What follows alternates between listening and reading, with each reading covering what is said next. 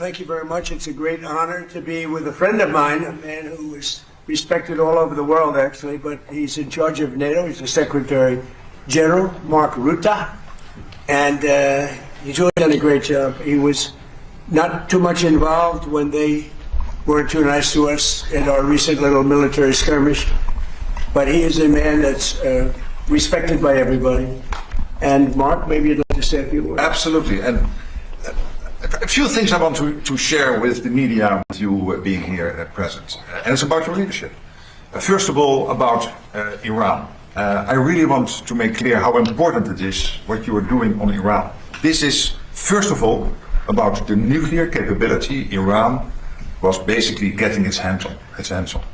And it would have been a threat to the region, it would have been a threat to the whole world. This is a country which is exporting chaos, it is exporting terrorism, and they were very near to getting their hands on the nuclear capability. You've seen last week with the G7, all the leaders in the G7 applauding the fact that this nuclear capability has been degraded. This is extremely important, and I just want to make this clear, because sometimes people think, why was this whole Iran thing going on? This is about security, about safety. This is the leader of the free world taking responsibility beyond the shores of the United States for the rest of the world, and this is what you did. I know there have been debates about whether your allies in Europe were with you enough. I just want to say one thing, which is... Yeah, but let me say one thing, which is, I know you're thinking, but let me... And I know about the, let's say, your irritation about that. But when you look at the numbers, 4,000 to 5,000 US planes taking off from bases in Europe in the 6 weeks this war took place, till the ceasefire took place mid-April. Bucharest, the airport in Romania, having to close. It had to close for commercial traffic because they had to make sure that you were able to send a tanker aircraft up in the air. So this is what I know. There have been isolated cases about which you are really disappointed. But generally speaking, your European allies have been there. I really want to make the point. 4,000 to 5,000 US planes taking off from European airbases. So that's about Iran. Now I want to take you, if you stay here, I go over to these boards here, because I want to show you what this president was able to achieve. And I start with this chart. This chart is about the Trump trillion. The Trump trillion shows you the increase Europeans and Canadians are paying into defense since you took office in 2017. Right. Trump 45 plus Trump 47. A total of extra spent by the Europeans and the Canadians of 1.2 trillion. When you look at the effect of Trump 47, so the isolated effect of the extra defense spending in 2025 and in 2026, you see almost $140 billion extra spent nominal on defense by the Europeans and the Canadians, and also this year you will again see an increase by about 120 billion, which brings a total in 2 years of over $250 billion.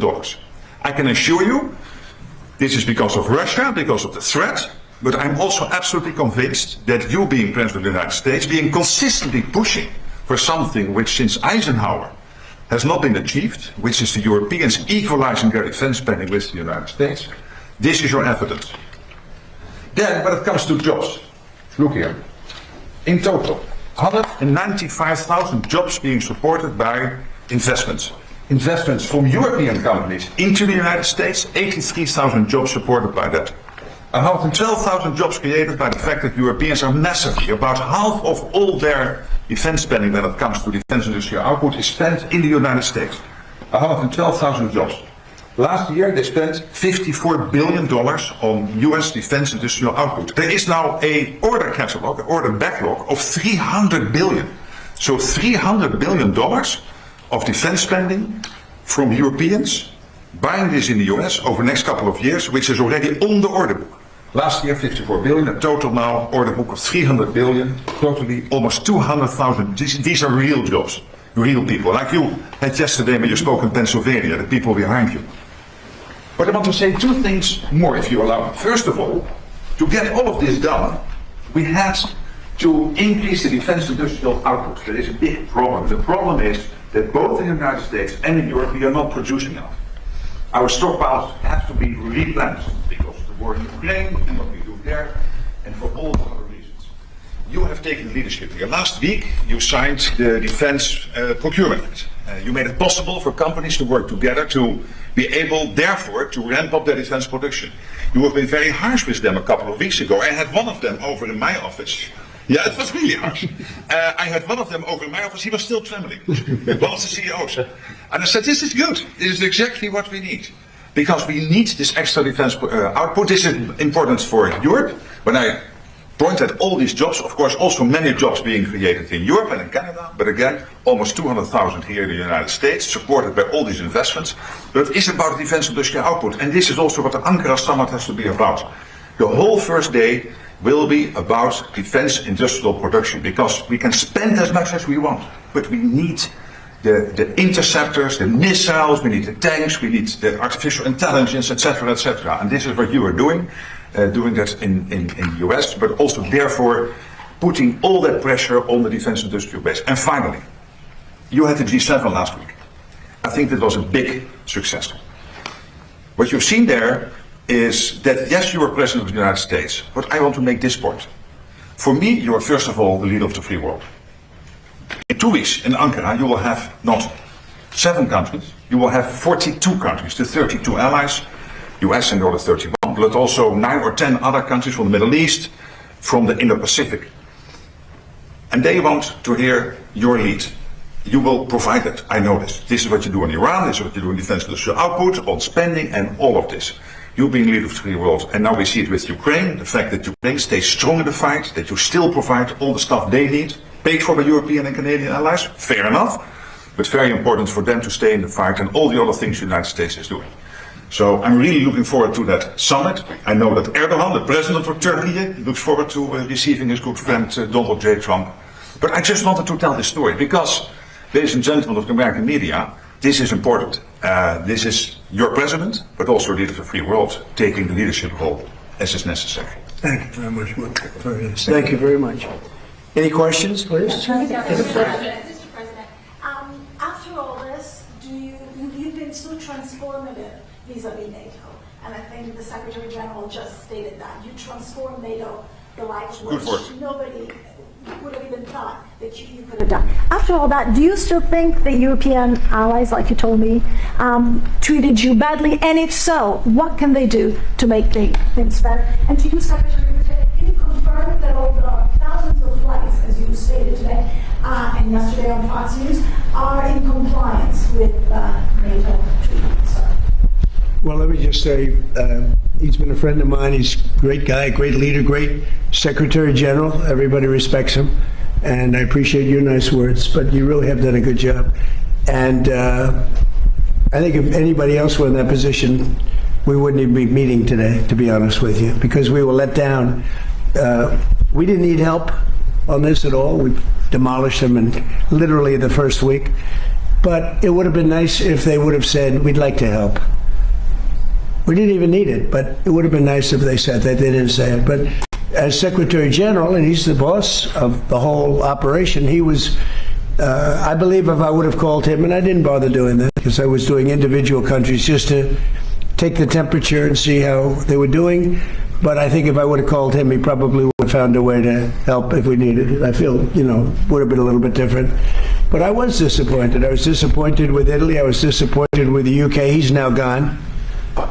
And, he had a lot of problems, but we were disappointed with the UK, we were disappointed with Germany and France, we were disappointed with most of them. Spain is a horror show. Spain is terrible, even from your standpoint. I mean, they don't want to pay anything. They think they're in for a free ride. Spain is not a good group, not a good group at all. But I have great respect for this man, and so we're going to be discussing what took place, and we'll see what happened. Thank you. Can I answer to your second question? Because I don't have many disagreements with the President of the United States. Here I have slightly, because I do agree there is reason for disappointment, absolutely. But my argument is this. These are isolated cases. When you look at the overall, take for example Germany, from day one, they delivered on their these are bilateral commitments, a bit of the techniques of this, but the technology, but these are bilateral commitments these countries are having with the United States. So this is not, strictly speaking, NATO.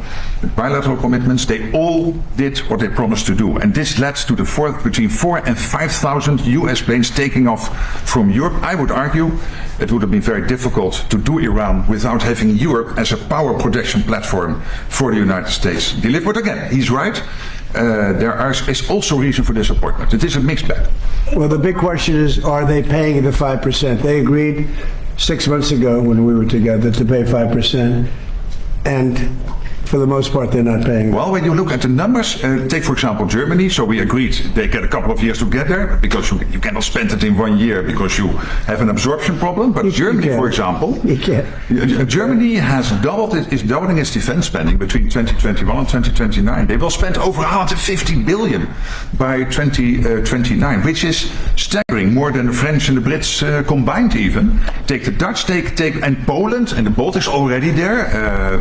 Countries like Denmark really stepping up. So and the Nordics. So it's a bit of a mixed bag, but most of them are doing it, and the alliance is so much stronger because of this man.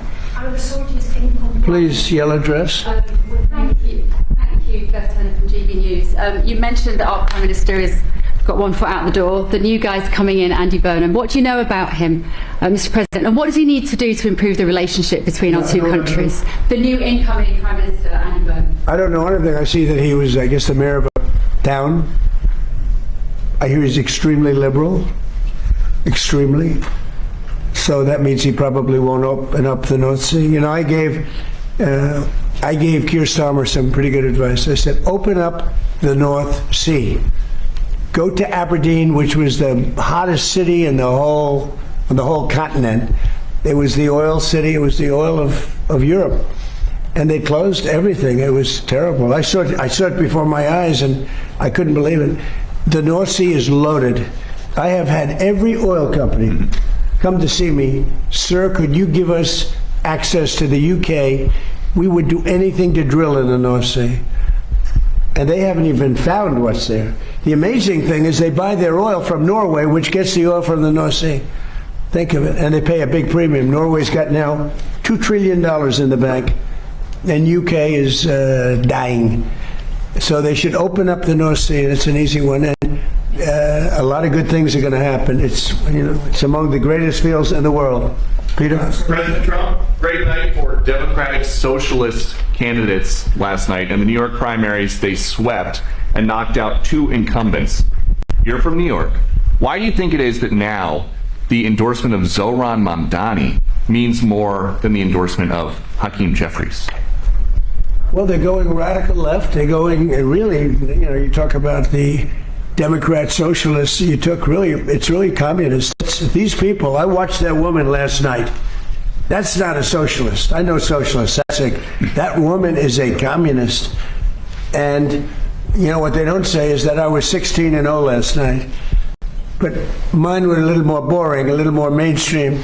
They were Republican conservatives, but we were 16-0. And if you look over the last 2.5 years, we're about 347 and just about 0. That's pretty good. But nobody writes that. But he picked 3. They won. They beat a guy named Dan Goldman, who's, a loser.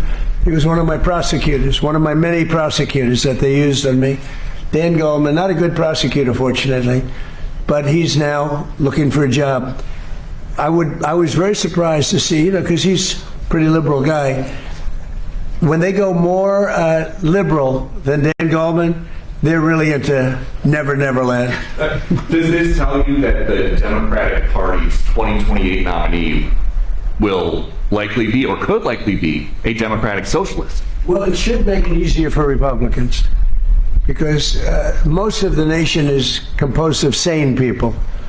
And they don't want to, if you look throughout history, go back thousands of years, you've always had socialism and communism by different names. It's never ever worked. It's not going to work this time either. Yes? Yeah, please, go ahead. Thank you very much, sir. As a Turk myself, Whose phone is it? Don't worry about it. Installing you. As a Turk myself, I can tell you with great confidence that your presence in Ankara is eagerly anticipated. What's your message to your great friend Erdogan and the Turkish people? Because you're going to be there in less than 2 weeks. Yeah, I'm a Turk myself. And I like him. He's a friend of mine, and he stayed out of the war. You know, he was a prime candidate to go into the war with Iran, maybe on the Iran side, because he's not a big fan of Israel, as you know. And I asked him to stay out. He stayed out. And you know who else was great? Was President Xi of China. He could have come in. He gets half of his oil from that area. You know, I could see him wanting to, and I asked him to please stay out, and he did. We did a good job, but he stayed out. Erdogan's a great leader, very strong person, great military, and I asked him to stay out, and he did, and so did President Xi, and frankly, so did Putin, if you really look. But you could say that Vladimir has some other things to focus on. But they all stayed out. I mean, it was pretty amazing. People were surprised. And I think that Erdogan look, he loves Turkey, right? He's doing a great job. He loves Turkey. I love the U.S., but he loves Turkey, and he's doing a great job. He's a respected man, a respected leader, and he's been a friend of mine. Now, I shouldn't say that, because guys like Peter would say, oh, he likes Erdogan. He likes Erdogan. No, Peter won't. Peter doesn't. Some of the others, let's say. But Erdogan is a strong man. But he's been everything I've ever asked him for, he's done. Mr. President, Mr. Secretary General clearly pointed out that allies want to do defense business with you, and Turkey is definitely one of them. They want the F-110 jet engines, and they want the F-35 fighter jets. Are you going to Turkey with a big gift bag for Erdogan? Yeah, I think so. Look, he's a member of NATO. Some people don't consider himself, but he really is. He's a strong member of NATO. Yeah, I'm going to probably do something that's going to make him very happy. And Turkey has Tell him hello, right? Tell him hello. He's a good man. And Turkey has a huge defense industrial base. 3,000 companies working all over the alliance, also here in the United States. So strong. People don't know how big Turkey is in terms of the military. It's a very strong. They have a lot of our equipment. A very strong military because of him. Yeah, please. What are your expectations, sir, about this meeting in Ankara? What do you think? Well, what are your except for the fact that it was being held in Turkey by President Erdogan, I don't think I would have gone to it. You must come for me. But I might go for it. You're right. Mr. President. I mean, I wouldn't have gone for, what we went through over the last 2 months with, the various countries. But you're probably right. I would have gone for you. But I would have not gone for most people. But he called me up. He said, please, I have it in Turkey. You got to be there. The United States has to be there. And so I'm going out of respect to President Erdogan. Mr. President, what do you want the allies to do more than what they are doing right now? Do you Just be have loyal. an ask? I just want their loyalty. We don't need their money. We don't need anything. We have the most powerful military in the world by far. But I just want loyalty. We're so loyal to them. We're always fighting for them. We have thousands of troops all over Europe. In Germany, we have 50,000 troops, and then you want give us a little nudge, give us a little kiss. We don't want much. And they say, no, we can't do it. We're paying hundreds of millions of dollars for the troops that we have in Germany, the troops that we have in UK, the troops that we have all over Europe. I will say Poland was very good. I endorsed him, and he won. By the way, many people that I endorse outside of the United States won. You know that, right? Do you know we had a big win yesterday with Colombia, a favorite place of Marco. Marco loves Colombia. But no, I endorsed a man who was, at the end, and he won. But the same thing in Poland. He was number 10. I endorsed him. I didn't like the man that was the president at all, and I endorsed him. He was a fighter, a big fighter, a good fighter, and I endorsed him. He came from 10th place and he won, and they say it was the biggest upset in Europe in 50 years for a major election. And you know what? He's going to be a great president of Poland. Mr. President, but we have many people, South America, but we just the other day we endorsed somebody that El Tigre. They call him El Tigre because he's tough. He's another fighter. I like fighters again. But he won. Mr. And it's President, good. you like winners. Do you think President Zelensky is winning right now? You famously. Well, he's doing pretty well. Look, no matter how you look at it, he's doing pretty well. He's holding his own, at least. A lot of people dying on both sides, but I think he's doing pretty well. He's got a hand. Can I ask you? Look, you have to say he's courageous. He's got great equipment, but he's got great men. He's got fighters. And can I ask you one other question? Yeah. Have you seen the report into the Minab school attack, sir? Could you tell us? I have not seen it, no. Why not? At some point, well, I have to wait for it to be It's complete. been- I don't know that they're ever going to solve that problem. And you can ask Pete, but I don't know that they're ever. They're going to say it was one of our missiles. Pete, I don't know that they're ever going to solve that problem in terms of whose fault was it, because there were missiles flying all over the place. So you won't accept And it's that? horrible what happened, but there were missiles flying all over the place. And somebody said it was our missile. Well, maybe it wasn't our missile, but I've seen nothing to lead me to believe it was. There were plenty of missiles being flown by other people. What do you think, Pete? Mr. President, we've taken the investigation very seriously, and when the appropriate time is right, whatever that outcome is, that'll be the time to divulge. Do you know what the I results mean, if of you the come up with the investigation right is? answer, I don't think it's going to be us. I don't think it was us. There were a lot of missiles being fired at that time. Yeah, please. Mr. President, you just had a colourful lunch on the Senate, in the Senate. Would you be open to a compromise measure that had provisions of the SAVE Act into a reconciliation bill? Not really. No, the SAVE Act should be, it's not compromise. It's voter ID, it's proof of citizenship, and it's also the mail-in ballots. We want mail-in ballots for the military if they're away. We want them for people that are ill or people that are in some form handicapped or have a hard time, or people even that are on vacation. I'm open to that. But mail-in ballots, you have to vote, because we have a lot of rigged elections. And would you veto the housing bill? And then we added in men and women's sports is a no-no. No men in women's sports, and no transgender mutilization of our children. These are 99% issues, and we have to do it. We have to protect. Look at what's gone on in Los Angeles and California. The vote still hasn't been counted. What's it, 2 weeks now? It still hasn't been counted.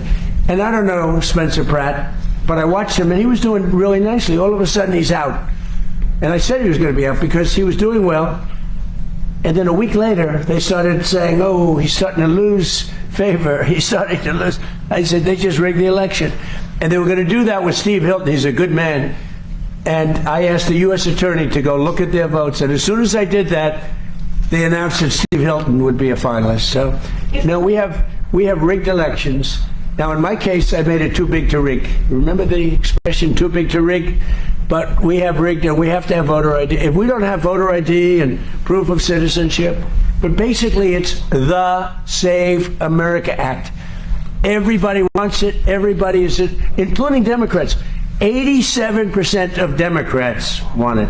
Not the leaders, because they want to cheat. Their policy is so bad, they're unelectable.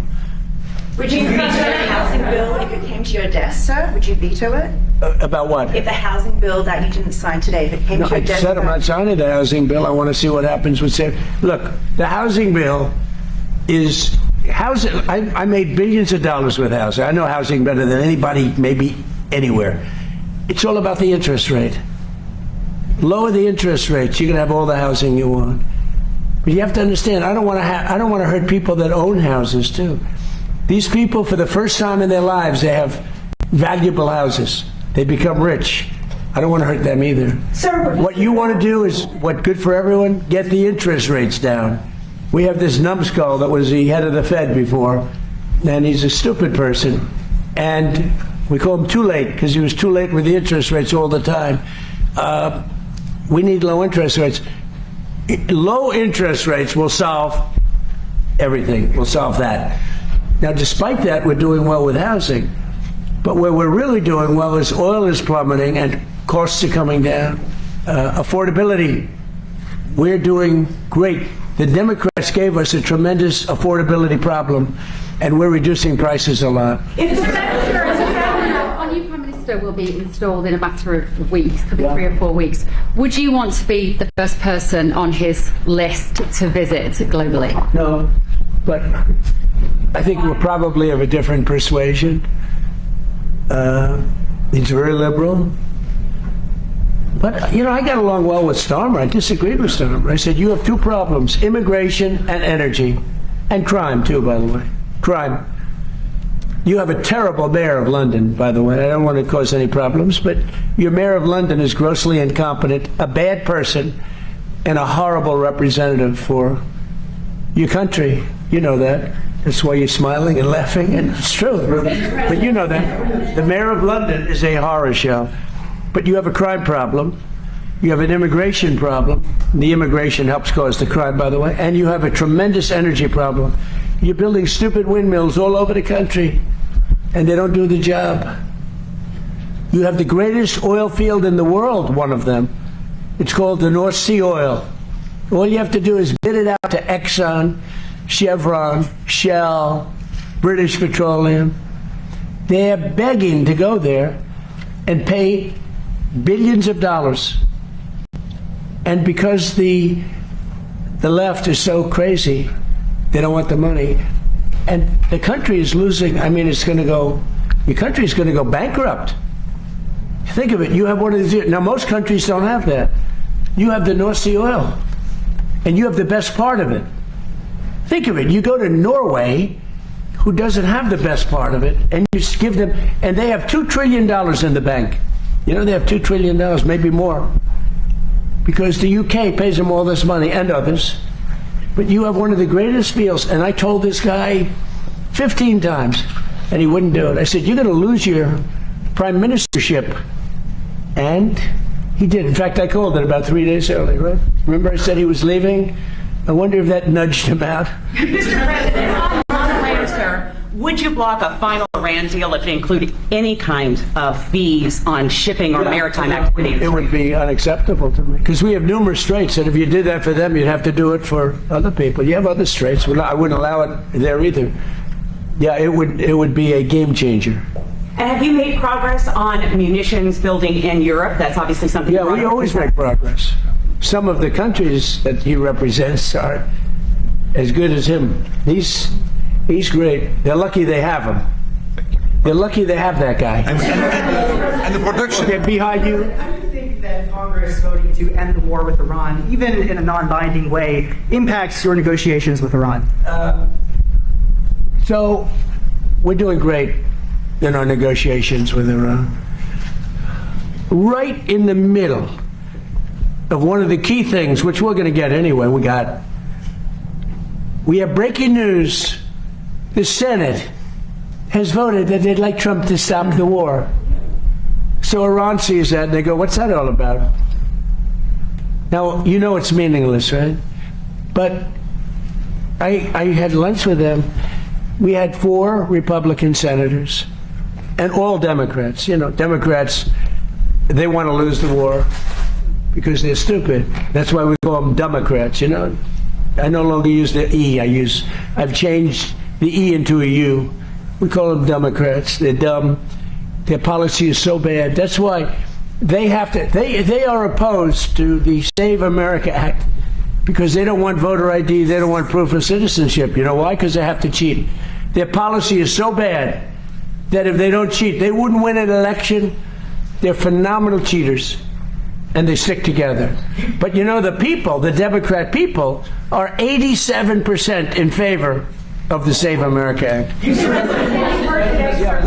Mr. President. Last night, of course, you know, as Peter pointed out, we saw the Mamdani-backed candidates win in Jeffries and Schumer's backyard. You told me in October that Schumer was gonzo and that Mamdani was the leader of the party. Does the last night's results affirm that assessment? And well, Schumer's lost his way. He's become essentially a Palestinian. I think it's the greatest transformation of a political position I've ever seen. Chuck Schumer, who was a strong supporter of Israel, and he's become 100% Palestinian. In fact, I've asked for a beautiful, beautiful silk outfit to be sent in the Palestinian tradition. I'm going to send it to him as a birthday present. Now, it's the greatest transformation of a political ideology I've ever seen. Chuck Schumer is Jewish, and he was a strong supporter of Israel. Not that strong, because he let the Obama, even though he was opposed to it, he let the JCPOA get through. He could have fought that harder with Barack Hussein Obama. Have you heard of him? So, but Chuck Schumer's a Palestinian now. Sad. And do Liz. Democrats have a problem on their hands now that, you know, Obama and Mamdani, they're two true leaders. Neither of them can run for president in 28. Well, you know, Mamdani was here, as you know, twice. And he's a very nice guy. He's a charming guy, good-looking guy. We talk, but you can't raise taxes on people when you force them to leave your state or your city, and they're leaving and they're going to Florida. Most of them are going down to Palm Beach and Miami. They're just leaving, and they pay 90% of your taxes. And I keep wondering, how are you going to do this? Every day you read about somebody that's leaving for Florida, mostly Florida, and other places, but they're leaving. You can't put estate taxes on that are so high that when a loving father or mother dies and they leave it to their beautiful child, the child is supposed to pay 50% tax. That's on top of federal tax, right? So basically you're leaving them nothing. What you're doing is you could be liberal, you could be anything. It's common sense. You're forcing people to leave, and these are the people that pay the taxes. They pay 90% of the taxes, and they're leaving New York, and they're leaving California too. Yeah, please. Yeah, thank you very much, Mr. President. You said yes to the jet engines, but you're a very direct, very straightforward, no-nonsense man, as you've known in Turkey as well. What needs to happen for the F-35 deal to be finalized? What do you need to see? Why don't you answer that question, JD? I want to give you an easy one. Okay, thank you, sir. He's done a great job over there, by the way. Well, I know that Pete and the entire team are reviewing this right now because there are certain things that we have to certify that have happened in order to comply with American law. The president has asked us to do that. We're running the traps and confirming that's happened. This is really a congressional thing and ensuring that Turkey has complied with American law so they can get the F-35s. And of course, we'll announce that when we have that review complete. Yeah, we're going to work. Look, hey, he's a man he's a little controversial, but I am too. But I know him. I think he's a very good person. He's helped us a lot. Anytime I've helped, like as an example, I said, I'd love you to stay out of the war with Iran. That's a natural for him, right? He stayed out. I like him. A lot of times when they have a problem with Erdogan, they call me and they say, would you talk to him? They'll call me, they'll say, could you do me a favor and talk to him? You have a question in the back? No, yeah, in the back. I love your questions, but you answer that. Thank you, Mr. President. Thank you, Mr. President. Earlier today, you instructed your Department of Justice to do an investigation for oil companies that you said gas prices were not coming down quick enough, and you are concerned that there is price gouging going on, taking advantage of the crisis. Sir, can you elaborate on that? So it's ExxonMobil, it's Chevron, it's Shell, it's BP, it's a lot of them. The gasoline or the oil prices have come down so much, and we are not seeing anything at the pump by comparison to what it should be. We should be, in my opinion, at $2.25 right now at the pump, and we're higher than that. And we are doing a big investigation on it. Yeah, they're not reducing the prices commensurate with what's happening. Look. We are sending out, think of it, 19 million barrels came out yesterday. That is a flood. That's like a gusher. That's an oil gusher. And they should be much lower, the gasoline prices, which really is what people see more than anything else, but for their car. But the gasoline prices should be much lower at the pump. And the oil companies are possibly gouging. I hope they're not, otherwise they're going to be in big trouble. They're going to be in big trouble. We're not going to play games. Mr. President, have you spoken to the oil executive today about this? I told them, don't gouge up people. Mr. President, there's a report that you're going to present the World Cup at the front, like the final. I am. Well, I've been asked to by soccer, by football, by Johnny. Johnny's done a great job. By the way, how hot is this? And the Dutch are doing very well. How hot is it? You're doing well. We're doing very well. No. Maybe we'll play you in the finals. No, but how hot? And I'll have to beat it. How hot has it been? No. It's been great. You know, they came to the United States, which isn't a big a big, as they would say, football, but we can't because it's too confusing. We say soccer, but it's not very big at that. And this is the biggest they've ever had. They've never had anything like it. The numbers are bigger than any number, and there's great spirit. There's a tremendous The Dutch King and Queen. I think Johnny has done a fantastic job. And yes, he has asked me to hand out the cup. And will the fencing around the reflecting pool be down by July 4th, or is that going to be... The pool? Yeah. It's in great shape. No. Ready? Thugs. They just told me a little while ago, 6 have been arrested, and like 6 or 7 are under investigation. They have pictures and everything else. They went to the bottom, and it's not a paint job. It's very expensive. It's not rubber, but it's like rubber. And they went down with probably a box cutter or a very sharp razor of some kind or a knife, and they cut, and then they started ripping it up. You know why? Because they're sick people. And then the side of the pool, right at water level, they took razors and they started cutting this, very expensive stuff. It's incredible stuff. It's beautiful. And it's still beautiful. But we have one area where they cut it. It's still holding. It's not leaking.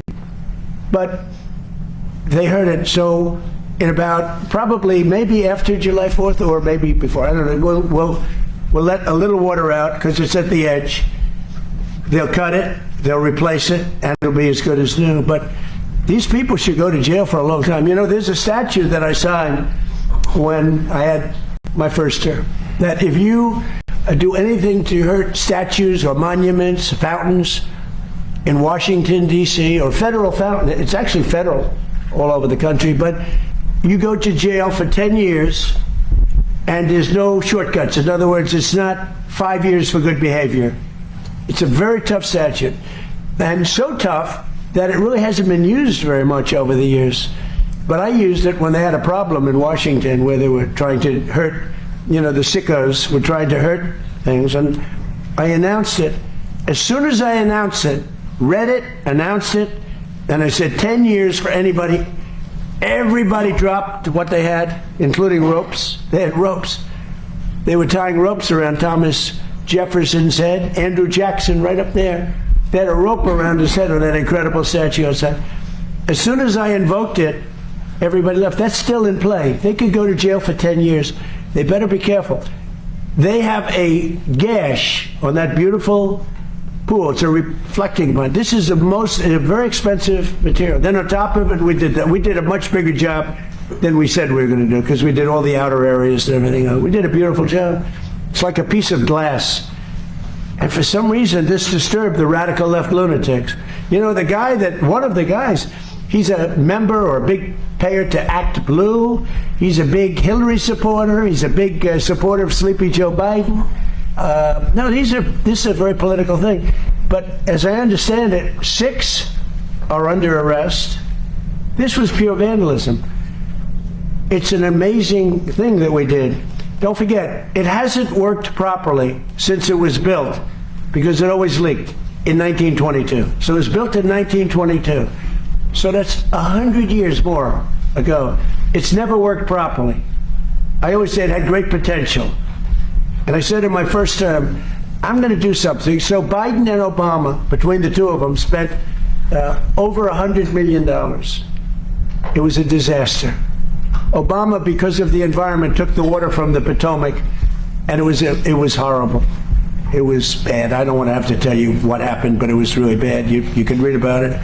Biden, he didn't have any idea what the hell they were doing, because he didn't know what anything was happening. But they spent over $100 million. We spent 14 or 15, and a lot less than that, because a lot of these people work for the Parks Department anyway, so they're going to work. So I would say a lot less. And we put a great surface on. This is a world-class surface, and it looked beautiful. But they came in and they cut it, and then they grabbed it and they pulled it up. That's why it's all ripped. And who would even think of that? They're sick people. So I think they're in big trouble. But here's the bottom line. We temporarily patched it, even though we stopped the leak. It's so good that it with all that damage they did, it's not leaking. And it looks really beautiful. I just had pictures taken. It's reflective, it's beautiful, like it did a week ago. and then we're going to let a little water out because you have to let the water out to fix it.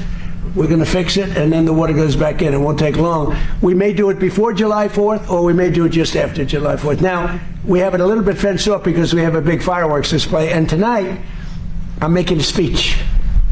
And people like my speeches, but I guess we're going to have a lot of people over there. But tonight, we're going to have a lot of good entertainment. One of the greatest opera singers in the world.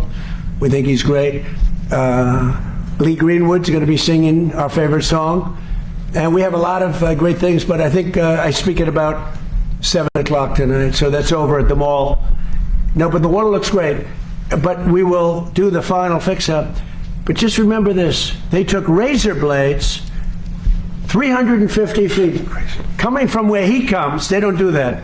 They took, maybe a little bit. They took razor blades and knives, and they cut patches like that.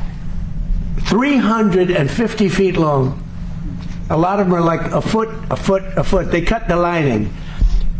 And there's pictures of the guy bending over. I don't know if anybody saw that, but there are pictures of the guy. And you say, who would do that? Maybe it's Trump derangement syndrome. You know, we fixed over 50 fountains and monuments in the city. The city is the safest it's ever been, ever. We have virtually no crime. We're crime-free. When we came here at the beginning, it was a horrible, crime-ridden city. And we have no crime, virtually no crime now. Everything's fixed. We have new grass. We took miles. We took so much. Nobody's ever seen anything like. Everything had graffiti on it. It's all gone. The tents all over the lawns, which were terrible, are all gone. The fences are all gone because nobody goes on the lawns anymore. But we fixed those. You know, grass has a life, just like people have a life. And we fixed the lawn, and it will be fixed. Now, one of the other things they did a job, around the reflecting pool, we have a huge field of grass. They poured acid on the grass. The same people, I guess. They poured acid. So that's in the process. It killed, acid kills grass quickly. So that's being fixed. But the reflecting pool is great, and it's going to look beautiful. It's so sad to see what they did. And then the fake news tries to say, oh, well, it didn't work. Of course it worked. Everything I do works. What I do works. What I do best is build. And we fixed, I think it's 52 fountains. All over the city they're talking about it. But the biggest thing is we have one of the safest cities. If you would have come here 2 years ago, you had a good chance of being mugged, although you're a very big guy. They would have mugged him up. They would have beat the hell out of him. He would have said, I'm never going back. Now you can walk with your beautiful wife. You can walk with your friends down to a restaurant. We were losing all our restaurants. Nobody wanted to go out. Even if you got into the restaurant, they'd rob you when you were in. Now you can't get into a restaurant, but the restaurateurs are opening restaurants all over the city. I'm so proud of it. Also, Memphis, take a look at Memphis. Take a look at in Louisiana. Take a look at what's happened. What we've done in Louisiana with New Orleans is incredible. The Governor Landry, called me. They just had Mardi Gras. He said, it's the safest Mardi Gras we've had in 75 years. It's great. We've done a good job. And you know what? In Chicago, they had many murders over the last week. Many. I could make Chicago, with this group of strong people, that's okay. One thing we got from the Supreme Court, we have merit. So if you have great students, great marks, great scores, great boards, you get into a good college. If you have bad, you don't get into a good college. In other words, it's based on a tough decision for them. But that also applies to the military. We have tough people in the military. And the National Guard has done an incredible job in Washington. And my people have done an incredible job. So if you look at Memphis, crime is down 78%. I have a friend from Memphis, he was going to leave. And he called me, he said, I've never seen anything like this. It's like a different city. And also in New Orleans, it's like people can't believe it. I could do that for Chicago. I'd love to do Chicago because Chicago's potentially a great city, but you're going to lose it. It's got to be done. and you know, we do something much more than they can do because we take people out and bring them back to the country from where they came out of jails, where they're drug lords and drug dealers and people from mental institutions. And I'd love to do it in Los Angeles. And I'd love to do it in New York City. I love New York. I'd like to see. They had a lot of problems in New York over the last couple of weeks. If we were there, they wouldn't have any of those problems. And we removed the bad people from those cities so they never come back. Now, some liberal people probably don't like the sound of that, but 92% of crime is caused in these cities is caused by 2% of the people. I love that number because it's easily solved. Think of that. 92% of the crime in Washington was caused by 2% of the people. We moved out almost 5,000 career criminals and people from other countries. And Washington now is one of the safest cities, I could say, on the planet, but let's just say in the U.S. And it's beautiful now. The reflecting pool, but we have 52. I think it's much more than that. It's going to soon be more than that. You see them opening up, and my team has done an unbelievable job. Doug Burgum has been great, Department of the Interior, and his people, Greg and all, I mean, these people, they're phenomenal. But think of that. You work so hard. You get it open way ahead of July 4th. July 4th was the key. And then somebody's in there with a knife cutting it and ripping the floor out. It's terrible. But the 350-foot gash in the side, it's a terrible thing. Ready? Here, I'm going to end on this. I'm so proud of Washington, D.C. It's become one of the hottest cities in the world. But what is the hottest in the world is the United States of America. We have the hottest city, and you know that. You were talking about that. 2 years ago, we were laughed at. We were a joke. We were a dead country. Now we're the hottest country anywhere in the world. Thank you very much, everybody. Thank you, Press. Thank you, Press. Thank you, Press. Thank you, Press. Thank you very much. Thank you. Thank you, guys. Thank you. Thank you, guys. I just got it. Thank you.